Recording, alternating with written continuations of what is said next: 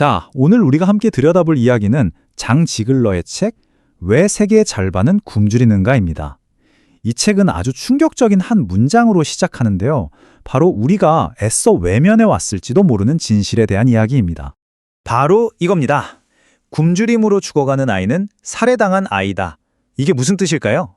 이 책은요, 지금 이 순간에도 벌어지는 굶주림이 그냥 안타까운 사고가 아니라 사실상 살인이라고 아주 강하게 이야기하고 있어요. 자, 그럼 이 문제를 이해하기 위해 먼저 숫자 하나를 좀 기억해 주셨으면 좋겠어요. 바로 120억입니다. 이게 뭐냐면요. UN 식량농업국, 그러니까 FAO에서 발표한 건데 지금 지구가 만들어내는 식량으로 충분히 먹여 살릴 수 있는 사람들의 숫자래요. 120억 명이요. 그런데 현실은 어떨까요? 여기 또 다른 숫자가 있습니다. 8억 2천만. 이 수많은 사람들이 지금 이 순간에도 만성적인 굶주림과 영양실조로 고통받고 있다는 거죠. 자, 그럼 이상하지 않으세요? 120억 명을 먹일 식량이 분명히 있는데 왜 8억 2천만 명은 굶고 있는 걸까요? 바로 이 어마어마한 모순, 여기에 문제의 핵심이 숨어 있습니다. 이건 절대 식량이 부족해서 생기는 문제가 아니라는 거죠. 이 그래프를 한번 보세요. 정말 충격적이지 않나요? 왼쪽이 지금 세계 인구 약 80억 명이고요. 오른쪽이 우리가 생산할 수 있는 식량의 양 120억 명분입니다. 우리가 오랫동안 식량이 부족해서 그래 이렇게 들어왔잖아요. 근데 그게 아니었던 거예요. 이미 전 세계 사람들을 다 먹이고도 남을 만큼 충분한 식량이 생산되고 있다는 뜻입니다. 그렇다면 식량이 충분히 있다면 진짜 문제는 도대체 뭘까요? 이 책은 바로 이 지점을 파고듭니다. 문제는 식량의 양이 아니라 그 식량에 누가 접근할 수 있는지를 결정하는 시스템에 있다는 겁니다. 장치글러는 이 현상을 구조적 기아라고 불러요. 말이 좀 어렵나요? 쉽게 말해서 식량은 저기 창고에 가득 쌓여 있는데 사회적, 경제적인 구조 때문에 가난한 사람들은 그걸 가질 수가 없는 상태. 바로 그겁니다. 그럼 이 잘못된 시스템은 도대체 어떻게 돌아가는 걸까요? 이 책에서는 기아의 진짜 원인이 자연재해 같은 게 아니라고 딱 잘라 말합니다. 이건 명백히 인간이 만든 시스템의 결과물이고 그 뒤에는 몇 가지 핵심적인 원인들이 있다는 거죠. 한번 볼까요? 첫 번째 원인이 바로 금융 투기입니다. 이게 정말 기가 막힌 일인데요. 쌀이나 옥수수처럼 사람들의 생명이 달린 곡물을 그냥 돈 놓고 돈 먹게 하는 카지노칩처럼 다룬다는 거예요. 오직 더 많은 이윤을 내려고 투기꾼들이 가격을 마구 부풀리면 결국 가장 가난한 사람들은 그날 먹을 빵 한 조각도 살 수 없게 되는 거죠. 그리고 이 장면을 좀 보세요.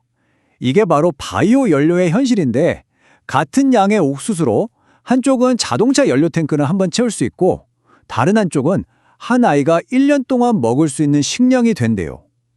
정말 믿기 힘든 현실 아닌가요? 부자 나라의 자동차를 굴리기 위해서 가난한 나라의 아이들이 먹을 옥수수를 빼앗아가는 셈이니까요. 이건 정말이지 가장 슬픈 역설이 아닐까 싶어요. 전 세계에서 굶주리는 사람들의 대부분이 누군지 아세요? 바로 우리 식량을 생산하는 농부들이라는 사실입니다. 자기 가족과 이웃을 먹일 식량을 키우는 대신 돈이 되는 수출용 작물, 예를 들면 커피나 카카오 같은 것들을 심도록 다국적 기업으로부터 강요받기 때문이에요. 자, 이렇게 듣다 보면 너무 절망적이죠? 그럼 이 시스템은 절대 바꿀 수 없는 건가 싶으실 거예요. 하지만 그렇지 않다는 걸 보여준 아주 강력한 사례가 있습니다. 바로 부르키나파소의 이야기입니다. 1983년에 토마스 상카라라는 지도자가 청렴한 사람들의 나라라는 뜻의 부르키나파소에서 개혁을 시작합니다. 그는 외국 원조에 의존하는 대신 우리 손으로 우리 먹을 것을 만들자며 자주관리 정책을 펼쳤어요. 그리고 놀랍게도 불과 4년 만에 식량 자급자족을 달성해냅니다. 세계에서 가장 가난한 나라 중 하나였는데 말이죠. 하지만 안타깝게도 그는 곧 암살당하고 모든 개혁은 물거품이 되고 맙니다. 상카라의 이야기는 비극적으로 끝났지만 그냥 실패로 끝난 게 아닙니다. 이 파블로 네르다의 시처럼 그가 피운 꽃은 꺾였을지 몰라도 그가 보여준 희망, 즉 봄은 막을 수 없었던 거죠. 그의 이야기는 우리에게 아주 중요한 사실을 알려줍니다. 굶주림은 절대로 운명이 아니라는 것, 이거 얼마든지 해결할 수 있는 정치적인 문제라는 것을요. 자, 그럼 이제 어떻게 해야 할까요? 해결책은 과연 뭘까요?